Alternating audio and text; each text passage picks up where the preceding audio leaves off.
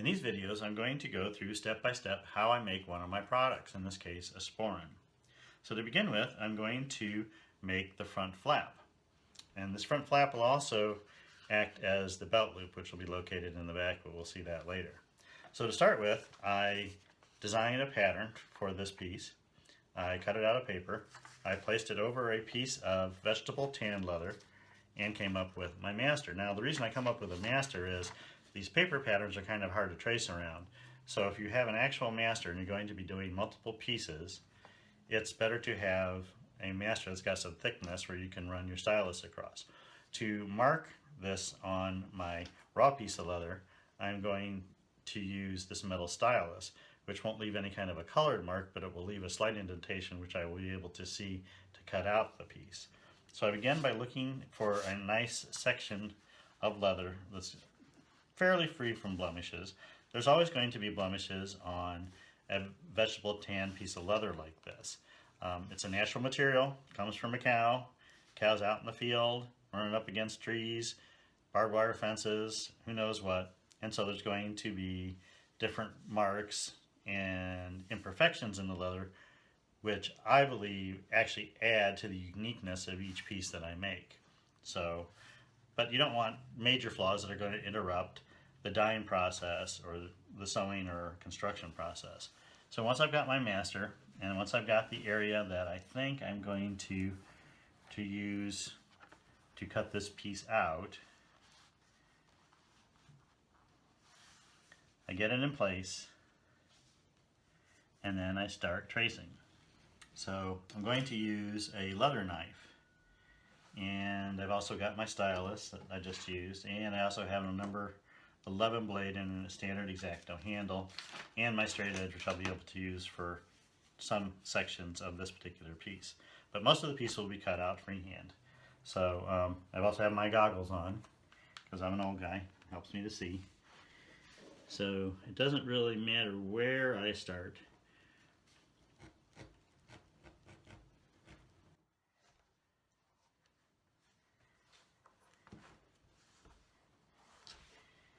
And now I'm going to trim this off the big piece. I can set that to the side and come back to finish cutting this last curve.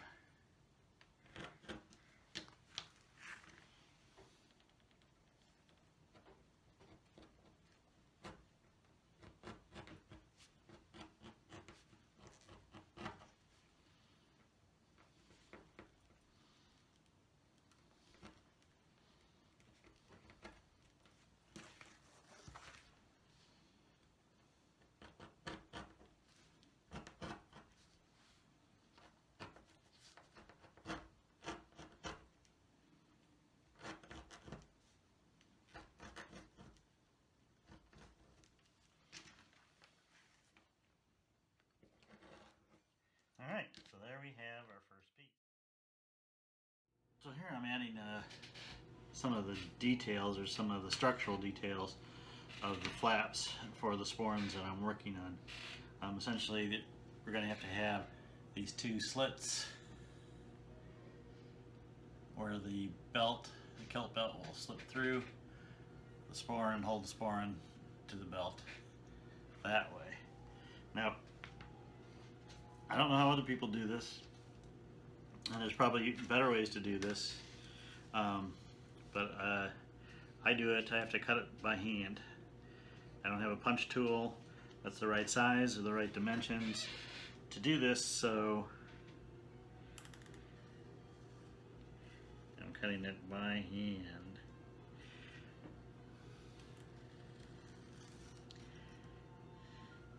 And I'm going pretty slow because I don't want to go past my marks. I just put in a new fresh blade and my X-Acto knife, so hopefully I'll cut the leather and not me.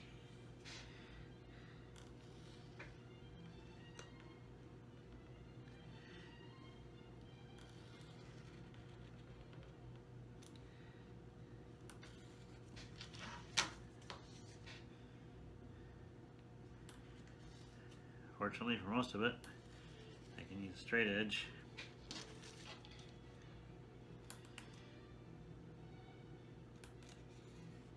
And I essentially work from the end point of each slit and work towards the middle. That way there's less likely to overcut, so that you don't end up with a opening bigger than you really want it to be. So I've cut the 2 lines for the opening, but I want to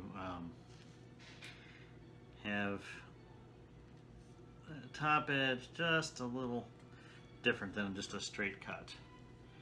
So I'm going to have to move over to my other bench, and so here I am at my bench, and I'm going to punch out the ends of the slot, and I've just got a simple hole punch. I'm going to set it at the top of my slit. A few good whacks. Same again here.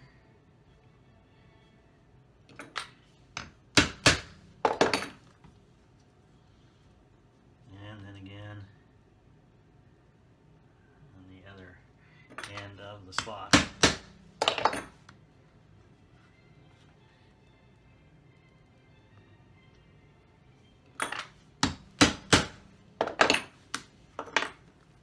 So now I should be able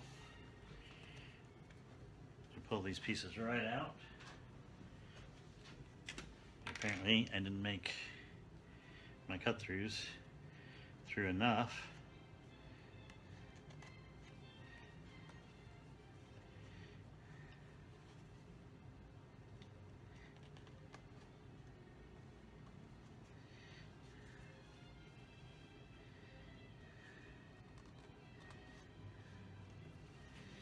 Okay, there we go.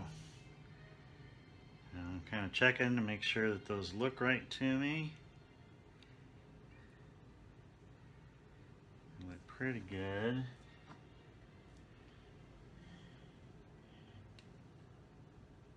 As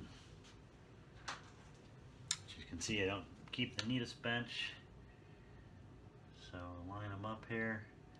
Looks like I'm pretty much on point with having these be even. So that worked out pretty well.